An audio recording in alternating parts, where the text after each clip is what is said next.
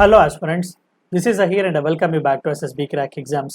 QS rankings 2024 जो कि world universities को रैंक्स किया जाता है, उन्होंने अपने रैंकिंग्स रिलीज किए हुए हैं और उनमें इस बार इंडिया का एक इंस्टीट्यूट टॉप 150 रैंक्स में आया हुआ है, दैट इज आईआईटी बॉम्बे। तो आज के इस वीडियो में मैं आपसे डिस्कस करूंगा कि रैंक्स में इस तरीके का असेसमेंट कैसे किया जा चुका हुआ है, ये चेंजेस किस तरीके से आए हुए हैं और ये क्यूएस रैंकिंग वगैरह क्या है, ये इतना सिग्निफिकेंस क्यों माना जाता है, उन सभी के बारे में आज के इस वीडियो में डिस्कस करेंगे। तो आइए वीडियो को शुरू करते हैं।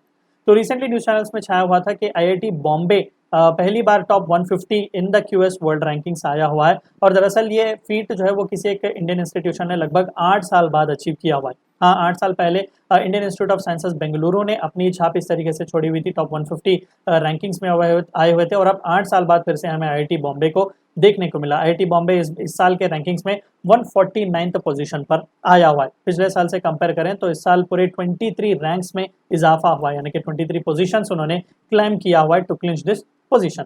थोड़े बहुत मैं आपको इस रैंकिंग्स के बारे में हाईलाइट्स बता दूं तो इंडियन इंस्टीट्यूट ऑफ साइंसेस जो कि रेगुलरली इस लिस्ट में टॉप पर आता था फ्रॉम इंडियन इंस्टीट्यूशंस, तो ये इस बार 70 पोजीशंस गिर चुका हुआ है। पिछली बार 155th रैंक आया हुआ था इन 2023, अब इस साल ये गिरकर 225 पर आया हुआ था और 225 पर आया हुआ है और इस बार ये third highest rank Indian institution बना, क्योंकि इसे सरपास किया हुआ है आईआईटी दिल्ली ने। मैं आपको इसके बारे में भी बताऊंगा। और सिमिलरली आईआईटी दिल्ली के भी रैंक्स यहाँ पर गिर चुके हुए थे क्यूएस वर्ल्ड यूनिवर्सिटी रैंकिंग्स में। आईआईटी दिल्ली पहले 174th पर था, अब 197 पर आ चुका हुआ है। आईआईटी कानपुर और आईआईटी मद्रास में भी इस तरीके से चेंजेस देखने को मिले हुए हैं।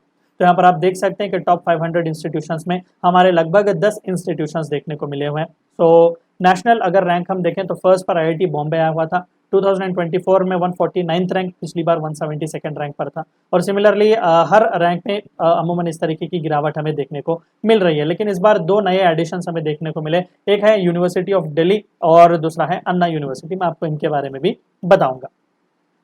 और ये यूके बेस्ड रैंकिंग एजेंसी जो है वो क्यूएस यूनिवर्सिटी रैंकिंग्स, उन्होंने इस फ्लक्चुएशंस को एट्रीब्यूट किया हुआ है कि हमने इस साल असेसमेंट पैरामीटर्स को थोड़ा बहुत चेंज किया हुआ है, रिवीजन किया हुआ है। और उन्होंने ये कहा कि इस बार हमने 3 नए इंडिकेटर्स को ऐड किया। सबसे पहला सस्टेनेबिलिटी, दूसरा एम्प्लॉयमेंट आउटकम और तीसरा इंटरनेशनल रिसर्च नेटवर्क। और बिकॉज ऑफ दिस, और जो कि वेटेज भी हमने इन तीनों को इक्वली दिया हुआ है, that is 5%। So because of that only ये चेंजेस हमें रैंकिंग्स में ज्यादातर देखने को मिले हुए हैं। और बिकॉज नए इंडिकेटर्स लाए गए हैं तो क्यूएस वालों ने थोड़ा बहुत एडजस्ट किया हुआ है अदर पैरामीटर्स को भी, जो कि इंपॉर्टेंस असाइन किए गए हैं। तो because of that academic reputation indicator जो है उसे इंपॉर्टेंस 40 से लेकर 30% को गिरा दिया हुआ है, क्योंकि अब नए 3 इंडिकेटर्स जो है ना उन्हें भी अकोमोडेट करना था। और सिमिलरली फैकल्टी स्टूडेंट रेशियो को भी यहाँ पर गिरा दिया हुआ है, यानी कि असेसमेंट में पहले 15% यहाँ पर वेटेज दिया जाता था, बस 10% ही दिया जाएगा। और साथ ही साथ एम्प्लॉयर रेपुटेशन इंडिकेटर की बात करें तो इसे थोड़ा बहुत पुश किया हुआ है। पिछली बार 10% था, इस बार 15% रखा गया है। तो टॉप 2 इंस्टीट्यूट्स के बारे में हम थोड़ा बहुत पढ़ेंगे। इंडियन इंस्टीट्यूट ऑफ साइंसेस, तो ये रिडक्शन जो हुआ है, एम्फोसिस ज्यादातर जो लोग कह रहे हैं कि because of student faculty student ratio ही है। और जिस तरीके से असेसमेंट में थोड़ा बहुत वेटेज कम किया गया, because of that Indian institute of sciences के रैंकिंग्स में भी थोड़ी बहुत गिरावट हमें देखने को मिली है, क्योंकि इंडियन इंस्टीट्यूट ऑफ साइंसेस जो है प्राइमरली एक रिसर्च फोकस्ड इंस्टीट्यूशन है। यहाँ पर टीचिंग लोड जो है बहुत ही कम होता है व्हेन कंपेयर्ड विद आईआईटीज। और साथ ही साथ इंडियन इंस्टीट्यूट ऑफ साइंसेस जो है वो फैकल्टी स्टूडेंट रेशियो में बहुत ही टॉप कर रहा था कई सालों से, और ये डिक्रीज जो वेटेज जो है रैंकिंग्स बिकॉज ऑफ दैट बहुत ही ज्यादा इफेक्ट हो चुके हैं। और क्यूएस के एक स्पोक्स पर्सन ने भी कहा कि रैंकिंग्स जो है वो महज फैकल्टी स्टूडेंट रेशियो की वजह से नहीं, बाकी के भी पैरामीटर्स में थोड़ी बहुत कमी की वजह से है। इस बार जो टॉप पर आया हुआ है 149th position overall IIT Bombay, तो आईआईटी बॉम्बे ने बहुत ही एक्सेलेंट डेमोन्स्ट्रेशन दिया हुआ है एम्प्लॉयमेंट रेपुटेशन और साइटेशन पर फैकल्टी के इंडिकेटर्स में। और नोटेबली ये इंप्रूवमेंट जो है वो साइटेशन पर फैकल्टी में देखने को मिलेगा। पिछले साल इनका स्कोर 55.1 था, इस साल 73.1, ये इंप्रेसिव सा स्कोर इन्होंने किया हुआ है। और ओवर पास्ट 5 ईयर्स अगर हम देखें तो एम्प्लॉयर रेपुटेशन रैंकिंग्स में भी 102nd पोजीशन से 69th पोजीशन पर आए हुए थे। और फैकल्टी रैंक साइटेशन पर फैकल्टी रैंक अगर हम देखें तो 226 से लेकर 133rd तक ये इंक्रीज हुआ है। So because of that IIT Bombay top 150 में आया हुआ है।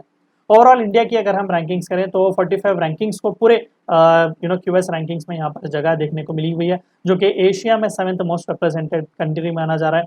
और हाईएस्ट यहाँ पर चाइना को मिले हुए 71 इंस्टीट्यूशंस, और जापान जो है वो 52 यूनिवर्सिटीज से यहाँ पर टॉप पर हमें देखने को मिल रहा है। क्वालिटी की यूनिवर्सिटीज जापान में बहुत ही ज्यादा है।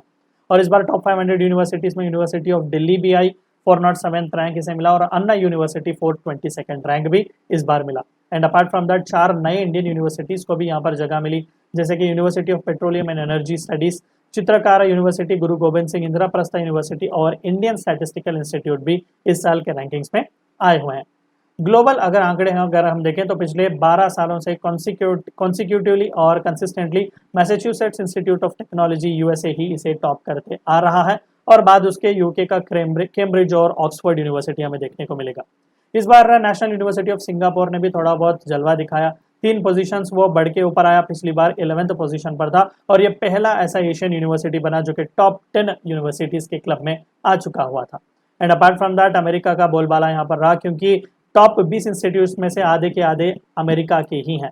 आप देख सकते हैं कि यूसी बर्कली जो था वो बहुत ही लॉन्ग एब्सेंस के बाद भी यहाँ पर उसने कम बैक किया टॉप 10 लिस्ट में, और ETH ज्यूरिच जो कि स्विट्जरलैंड में यूनिवर्सिटी है वो बेस्ट यूनिवर्सिटी की तरह कंसिस्टेंट रही पूरे यूरोप में सिंस लास्ट 16 ईयर्स। यहाँ पर आप देख सकते हैं कि मैसेच्यूसेट्स इंस्टीट्यूट पहला था, बाद में Cambridge and then Oxford, Harvard, Stanford University, Imperial College of London, ETH Zurich, National University of Singapore जो था इस बार 8th रैंक पर आया हुआ है, and then University of London and University of California Berkeley. तो ये थी चंद बातें आपको इस वीडियो में जाननी थी। वीडियो को एंड करने से पहले आप सभी को एक और बार याद दिला दूं कि SSB क्रैक एग्जाम्स के पास SSB इंटरव्यू से related full fledge online course available है। हर महीने इसके नए बैचेस स्टार्ट होते हैं, फ्रेंड्स के साथ भी इन्फॉर्मेशन जरूर शेयर कीजिएगा। Apart from that, we provide you courses like NDA, CDS, FCAT and Warrior 10 is a code which you should use so that you get 10% discount. Meet you next time. Until then, stay healthy, stay safe. Thank you for watching my video. जय हिंद।